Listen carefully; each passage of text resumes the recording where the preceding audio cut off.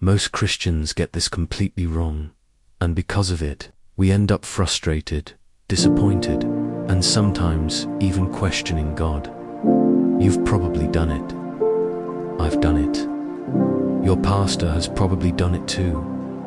We say we have faith, but what we really have is something else. And unless we fix this mistake, our prayers, our walk with God, even our hope for the future will always feel weaker than it should.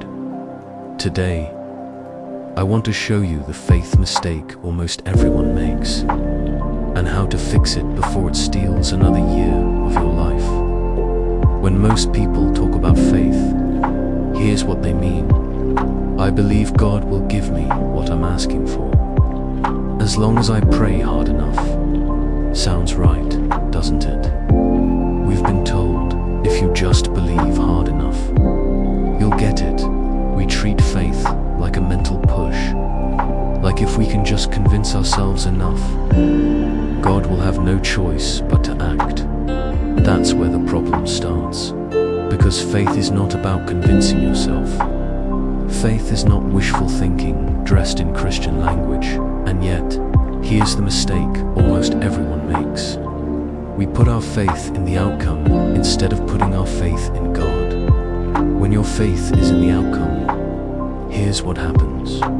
You pray for healing, and when it doesn't happen the way you expected, your faith feels crushed.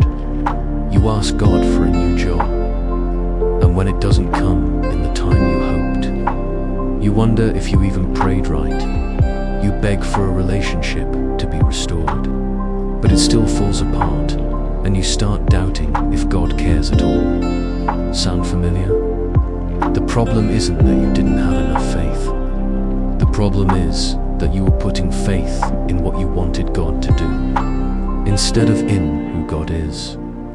Let's look at the Bible for a second. Hebrews 11:1 says, "Now, faith is confidence in what we hope for, and assurance about what we do not see." It does not say, faith is being sure God will give you exactly what you want, exactly when you want it. Think about Shadrach, Meshach, and Abednego in Daniel 3. They stood before King Nebuchadnezzar, facing a furnace hot enough to kill a man instantly. They told the king, "Our God is able to save us from the blazing furnace. But even if he does not, we will not bow down to your gods." Did you catch that? They believed God could save them, but their faith wasn't based on whether he would save them. It was based on who he was. That's the kind of faith that never breaks, no matter the outcome. Let me tell you about a man named David Holt. David had been a Christian for 20 years. He believed in the power of prayer. So when his wife fell seriously ill, he prayed like never before. Every night, every morning. On his lunch breaks, he cried out to God for healing. He was convinced that God was going to heal her. He even told friends, "Just wait, you'll see the miracle." But 6 months later, she passed away. David's faith didn't just take a hit, it collapsed. He stopped going to church, stopped reading his Bible, and for 2 years, he wrestled with one question. Why didn't you do what I believed for? One day, a pastor friend sat with him over coffee and said something that shifted everything. "David, your faith was in the healing, not in the healer." David realized he had been trusting God only as far as God's answer lined up with his expectations. And that is not biblical faith. Slowly, he began to pray differently. "God, I believe you can do this, but even if you don't, I will still trust you." That prayer didn't take away his grief overnight, but it gave him an anchor, one that no storm could shake again. Here's the truth. Faith is trusting that God's character is good. Even when life doesn't look good, faith is resting in his plan. Even when you don't understand the plan, faith is believing that he is who he says he is. no matter what the outcome is, and that's hard, because we're human. We want to see results. We want to measure faith by how quickly our prayers are answered. But true faith says, Lord, I trust you because you are trustworthy, not because you give me what I want. So how do you avoid the faith mistake almost everyone makes? 1. Pray with open hands. Instead of gripping the outcome, say, God, here's my request, but I give you permission to answer in your way.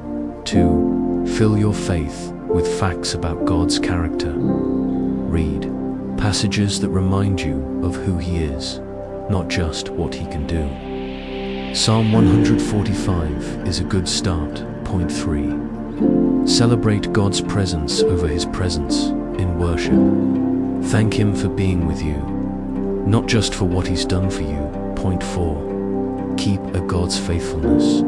Journal. Write down moments when He's shown up for you in the past. They'll fuel your trust when the future feels shaky. I want to challenge you today. Think about the last prayer you prayed. Was your faith in God or in the outcome you wanted? If your faith was in the outcome, you're setting yourself up for unnecessary disappointment. But if your faith is rooted in God Himself, then no matter what happens, you win. Because here's the truth. Sometimes God changes the situation, and sometimes He changes us in the middle of it. Maybe right now you're in a season where it feels like God isn't answering. The job hasn't come. The healing hasn't happened. The relationship hasn't been restored.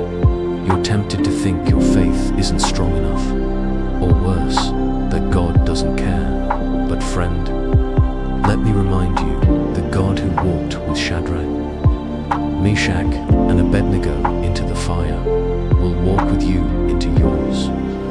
They didn't survive because they had faith in survival. They survived because they had faith in God. So the next time you pray, remember, your faith is not in the healing, the job, the breakthrough, or the open door. Your faith is in the one who can open doors no man can shut, and who can still hold you steady